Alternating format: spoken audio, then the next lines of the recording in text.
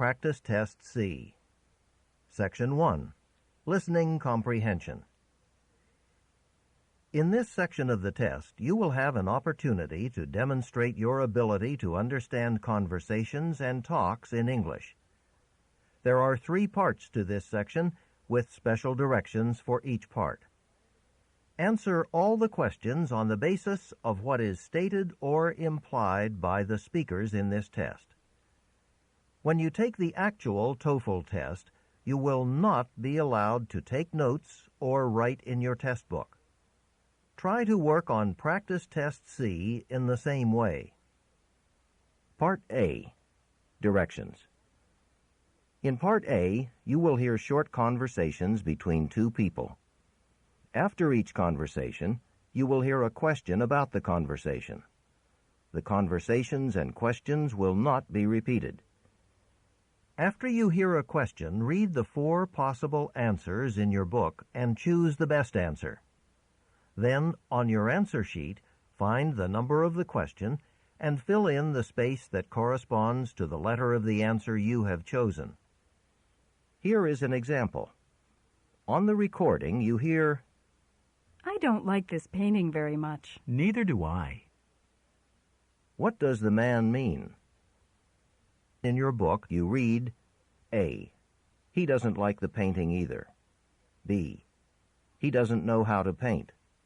C. He doesn't have any paintings. D.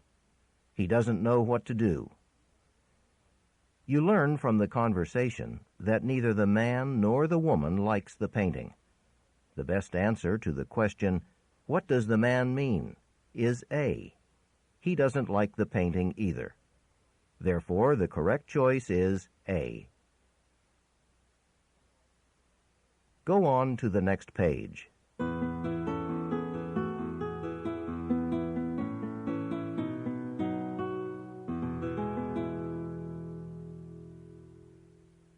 Now we will begin Part A with the first conversation.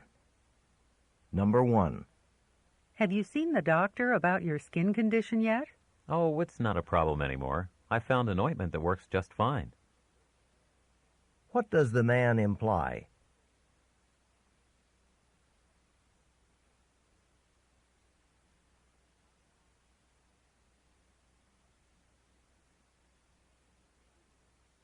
Number 2.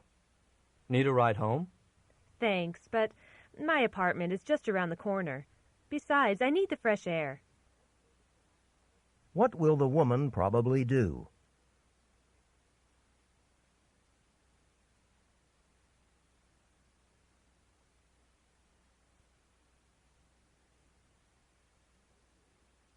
Number 3. I got my grades in the mail, and there was a mistake in my mark for your course. I know. There was a problem with the computer system. It should be straightened out by next week. What does the woman mean?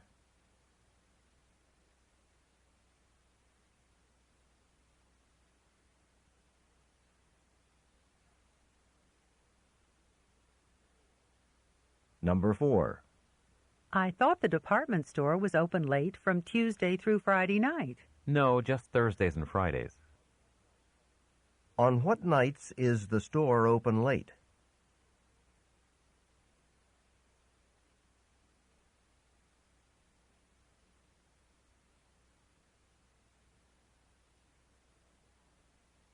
Number 5.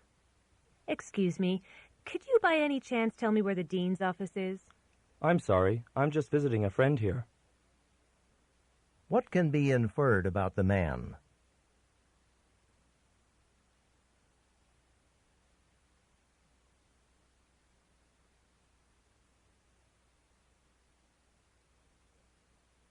Number 6.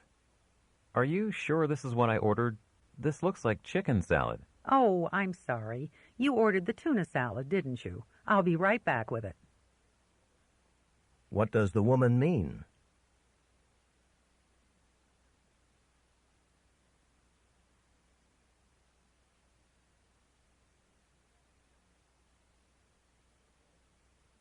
Number 7. Oh, this headache. Do you have any aspirin? On the way back from the grocery store, I went right past the pharmacy. but I forgot to pick some up. Sorry I don't, but there's another one just down the street that's open 24 hours. What does the man suggest the woman do?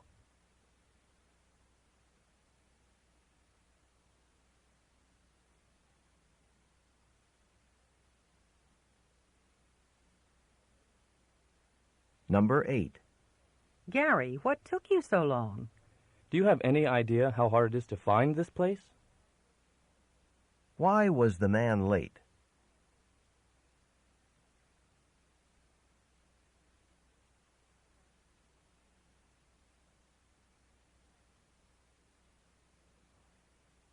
Number 9. Joan, did you pick up your student identification card? No, I had Kathy get it for me. What happened to the card?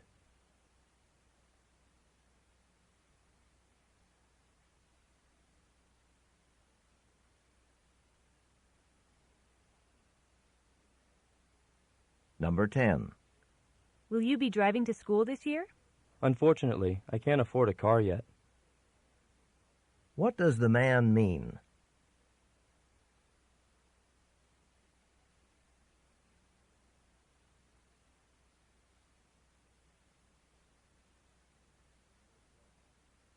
Number 11. So you're spending the holiday weekend in Washington, D.C.? Yes, my cousin lives there, and he'll put me up. What does the woman mean?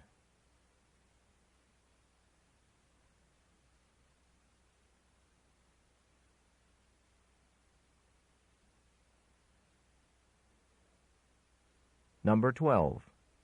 My wife and I would like to have you over for dinner on Friday. That's very kind of you, but I have theater tickets for that evening. What does the woman mean?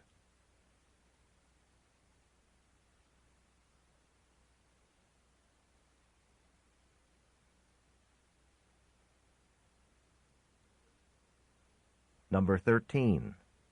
I don't think I'm ever going to find this article that Professor Fraser told me about. Go to the reference desk. Someone there can tell you how to track it down. What does the woman suggest the man do?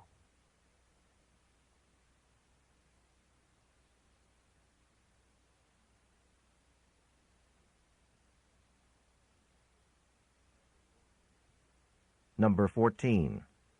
I'm confused about the requirements for this course. Do you know what they are? It's sort of complicated, but I have a rough idea. What does the man mean?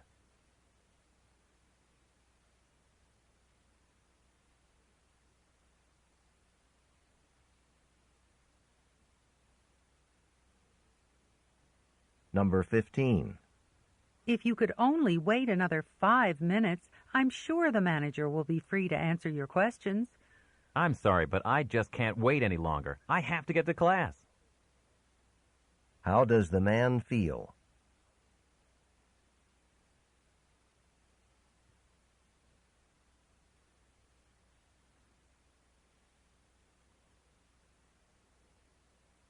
Number 16.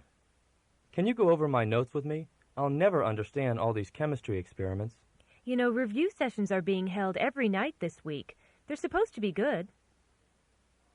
What does the woman imply the man should do?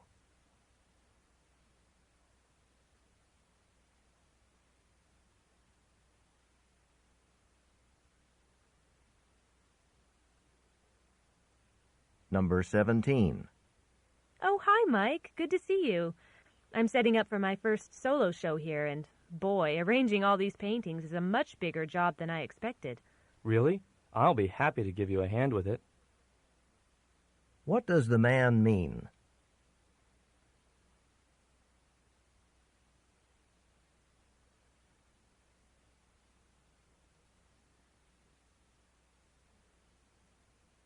Number 18. I'm going to have to drop out of the chorus. I registered for 21 credits next semester. You can't be serious. What are you trying to do, graduate early? What does the woman imply the man should do?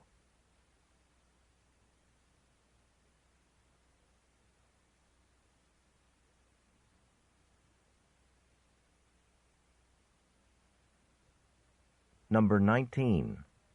I'm getting really stressed out. I just don't have the time to work on all 3 projects. You need to set priorities. Just take the time to figure out what has to be done first. What does the man suggest the woman do?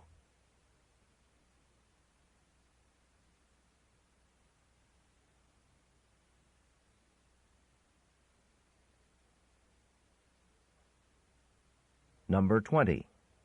You know, when I sit at the back of the classroom, I can't see the board unless I squint. Well, you've been wearing those same glasses as long as I've known you. It might be time for a new pair. What does the woman imply?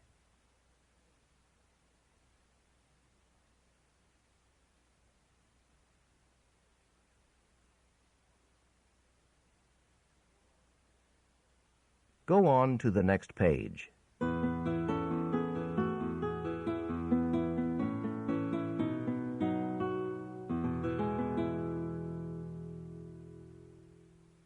Number 21. Has Alice decided on a major yet? I know she was thinking about American history. She has so many interests. As far as I know, she hasn't been able to make up her mind. What does the man say about Alice?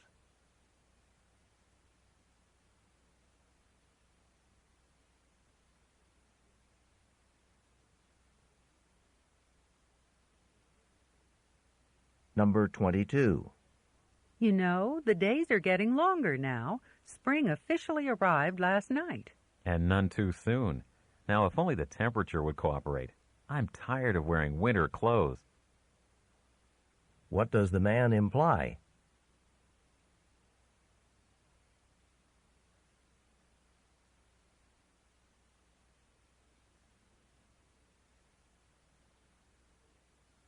Number 23. I need a place to live next semester. The ride back and forth to class this year was too much. Did you check out the South Dorm? The rooms are pretty small, but it's close to everything. What does the man suggest the woman do?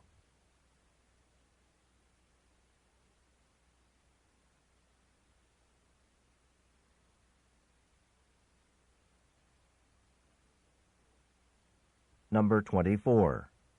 I lent Sally $20 2 weeks ago, and she still hasn't paid me back. She has a reputation for that kind of thing. What does the man mean?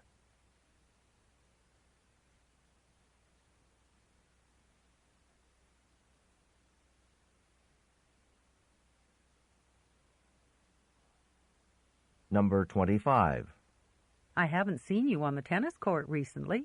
That was practically your second home. Well, with all my new responsibilities at the admissions office, you know, campus tours, stuff like that, well, I haven't had time to do anything else. What does the man mean?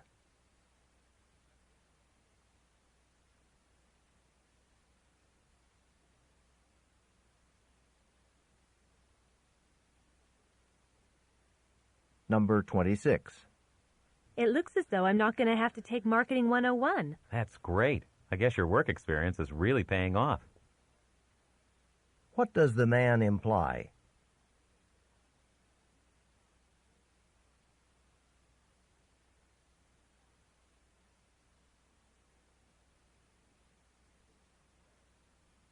Number 27. Have you been to the health center for your immunization yet? I have an appointment at the clinic to take care of it this afternoon. What does the woman mean?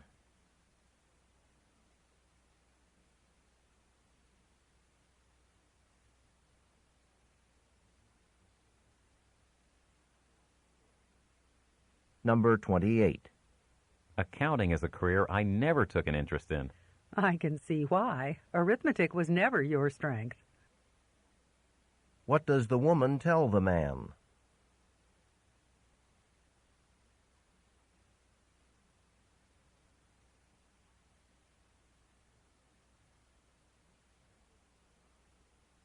Number 29. Our library has the most extensive collection of anthropology books of any university. Not to mention journals. What does the woman mean?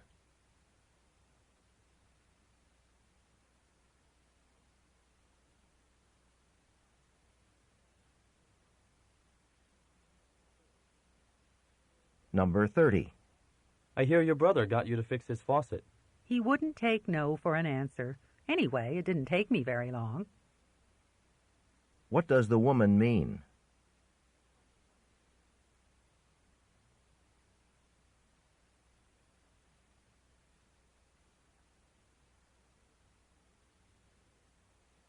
This is the end of Part A. Go on to the next page.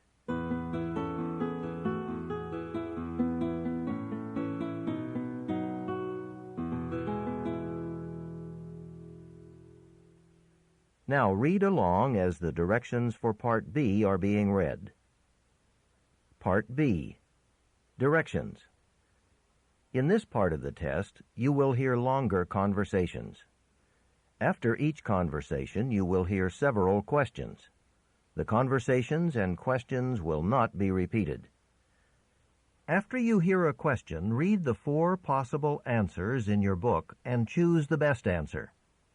Then, on your answer sheet, find the number of the question and fill in the space that corresponds to the letter of the answer you have chosen.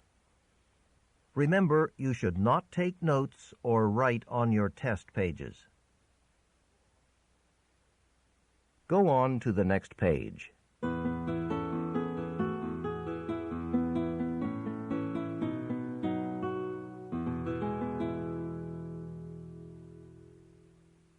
Now we will begin Part B with the first conversation. Questions 31 through 35. Listen to a conversation between 2 friends. Ow, that hurts. What happened? Did you cut yourself? Yes, on the edge of this paper. How can such a little cut hurt so much? I'm not even bleeding, but my finger really hurts. You know, I read something about that. It turns out that a little cut on a finger can hurt a lot more than a big cut somewhere else. Why? That doesn't make any sense. Actually, it does. There are more nerve endings in your hands than almost anywhere else in the body, and it's the nerve endings that allow you to feel pain. Well, I guess that's true. Also, a little cut like yours won't damage the nerve endings, just irritate them. If they were damaged, you'd feel less pain, but the wound could be more serious. So I suppose I should be happy my finger hurts so much, right? Right.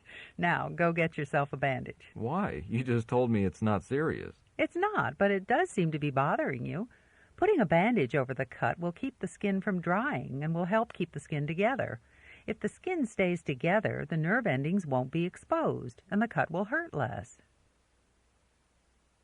Number 31. How did the man cut himself?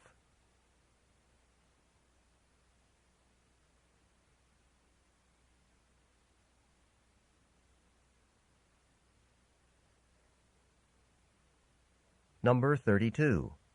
What surprised the man?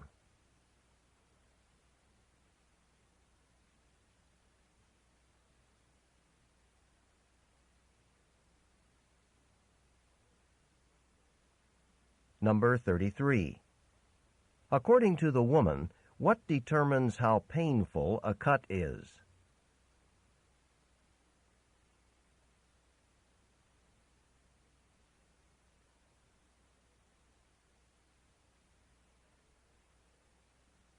Number 34. What advice does the woman give the man?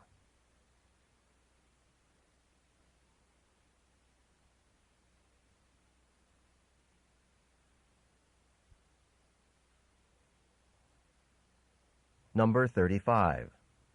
What will the man probably do about the cut on his finger?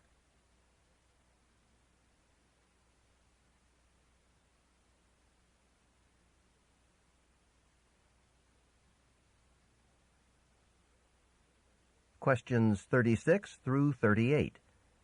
Listen to an interview with an environmental microbiologist. Today's guest on Science Update is David Brown. Dr. Brown, you and your team have found bacteria far below the Earth's surface. You must be thrilled about your discovery. Well, yes, it's very exciting. For a long time, we'd suspected the presence of such organisms, but we lacked substantial evidence. How did you confirm the existence of the bacteria? Well, technology helped. Our drilling techniques have improved significantly, and so the risk that surface bacteria could be mistaken for those found at much greater depth was reduced. With the new techniques, we could get much deeper into the earth. How far down did you actually get? In one case, about 3 kilometers. We were surprised, I must tell you, that there were organisms that far down. You know, it sounds like fiction, something like a lost world. Let's call it a hidden biosphere, and it's probably a very extensive one. The mass of the living organisms below the surface may be equal in size to the mass of the surface bacteria. Have you found any unique life forms? Yes, one of the organisms is the first anaerobic bacillus ever discovered. That means it can live and grow only where there is no oxygen. Is there any danger of these bacteria infecting people when you bring them to the surface? The bacteria in question were adapted to an environment that's hostile and alien to humans. Conversely, these anaerobic bacteria could not survive in our environment, so we really don't need to worry about these bacteria causing illness in people. Number 36. What is the main topic of the interview?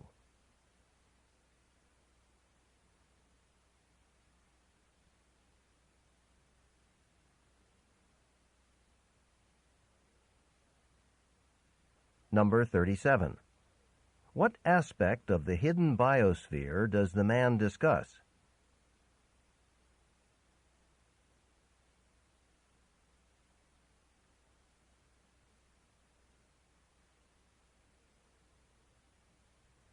Number 38.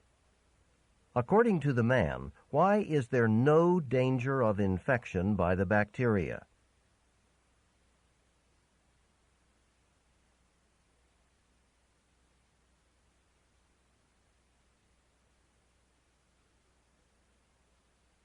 This is the end of Part B. Go on to the next page.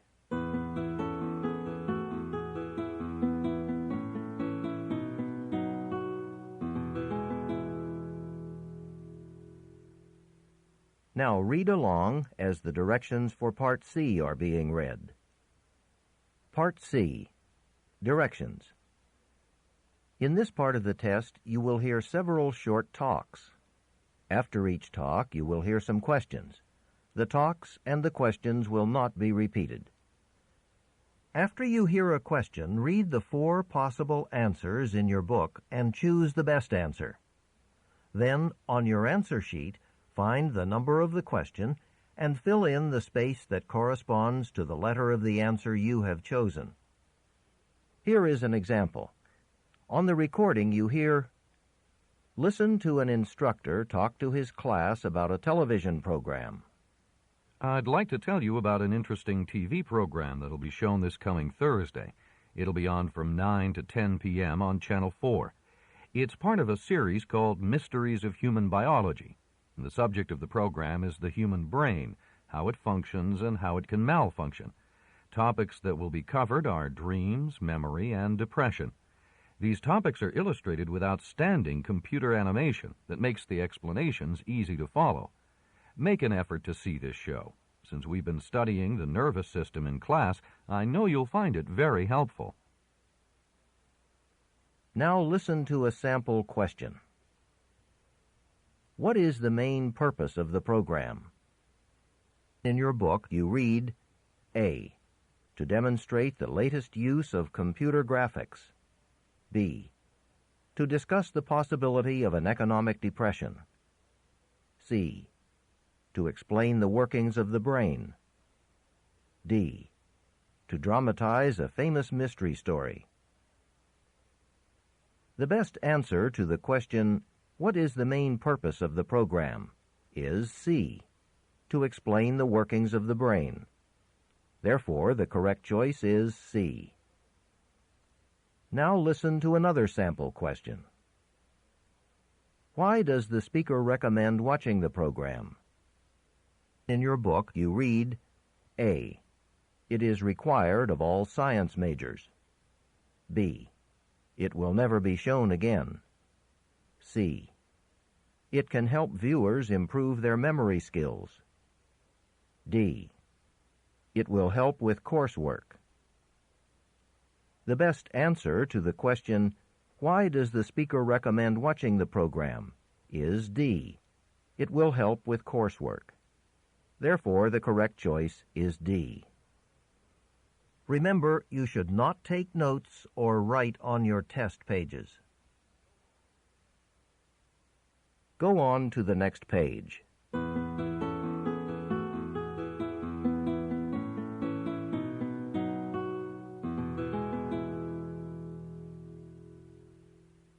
Now we will begin Part C with the first talk. Questions 39 through 42. Listen to a professor talk to new students about an experiment in child development. In our lab today, we'll be testing the hypothesis that babies can count as early as 5 months of age. The 6 babies here are all less than 6 months old. You will be watching them on closed-circuit TV and measuring their responses. The experiment is based on the well-established observation that babies stare longer if they don't see what they expect to see. First, we're going to let 2 dolls move slowly in front of the babies. The babies will see the 2 dolls disappear behind a screen. Your job is to record in seconds how long the babies stare at the dolls when the screen is removed. In the next stage, 2 dolls will again move in front of the babies and disappear, but then a 3rd doll will follow. When the screen is removed, the babies will only see 2 dolls. If we're right, the babies will now stare longer because they expect 3 dolls but only see 2. It seems remarkable to think that such young children can count. My own research has convinced me that they have this ability from birth. But whether they do or not, perhaps we should raise another question. Should we take advantage of this ability by teaching children mathematics at such a young age? They have great untapped potential, but is it good for parents to pressure young children? Number 39. What is the experiment designed to demonstrate?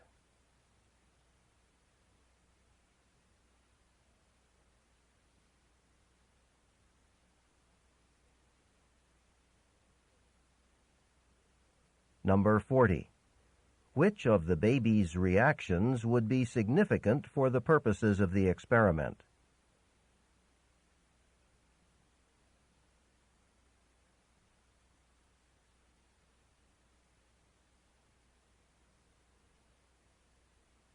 Number 41. How does the professor explain the baby's behavior?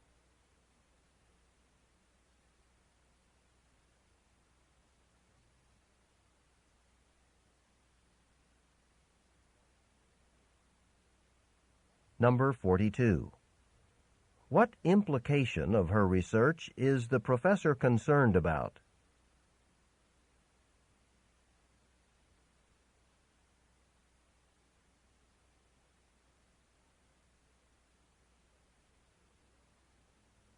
Questions 43 through 46. Listen to a talk given by a tour guide.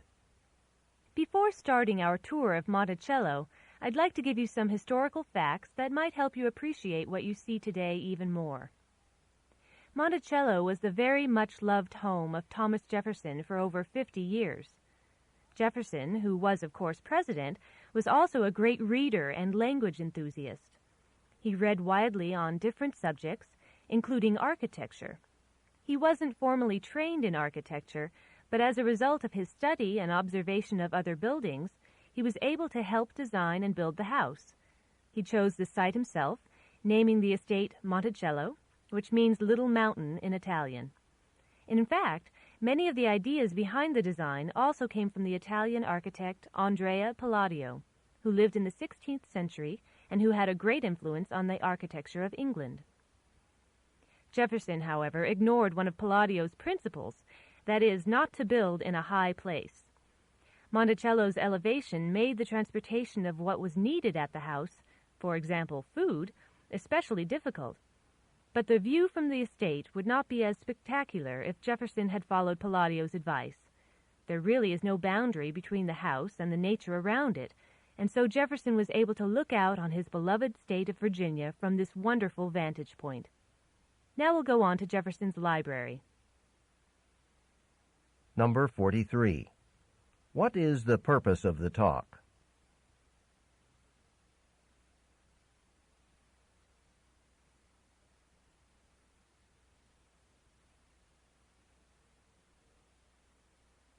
Number 44. How did Jefferson learn about Palladio's ideas?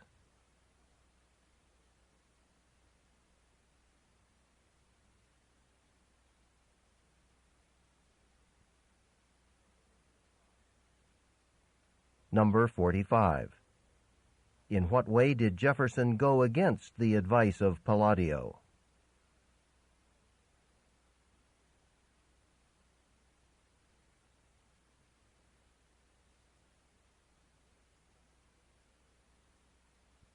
Number 46. According to the speaker, what is the advantage of Monticello's location?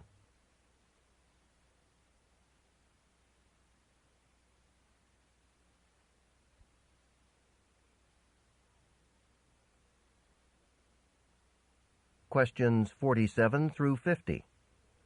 Listen to part of a talk at a university committee meeting. Now that we've all introduced ourselves to the new members, let's get down to work. As the committee in charge of this year's tree planting project, we have several items on our agenda. First, we have to review the budget. The president has informed me that the trustees have set aside $3,000 for the purchase of trees, and our environmental T-shirt sale netted a profit of $1,500. Second, we have to finalize the choice of trees. As you know, we're working with Richardson's nursery again this year since everyone seemed pleased with the work he did for us last year. Mr. Richardson has presented us with several choices within our price range that he thinks would meet our needs. He sent us pictures of the trees for us to look at, but he wanted me to tell you that we're welcome to visit the nursery if we want to see the trees themselves. Lastly, we need to plan some kind of ceremony to commemorate the planting. Several ideas, including a garden party of some sort, have been suggested. So let's get on with it and turn to the first order of business. Number 47. Who is conducting the meeting?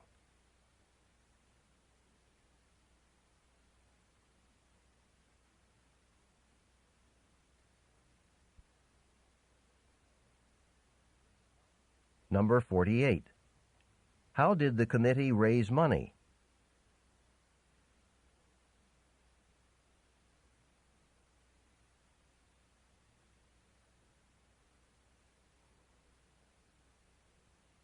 Number 49. Why did the committee choose Richardson's nursery?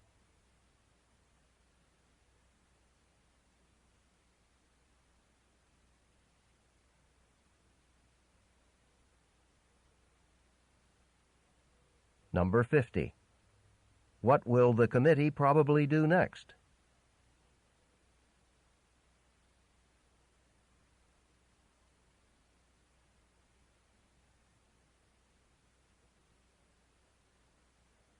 This is the end of Section 1 of Practice Test C. Set your clock for 25 minutes and begin work on Section 2.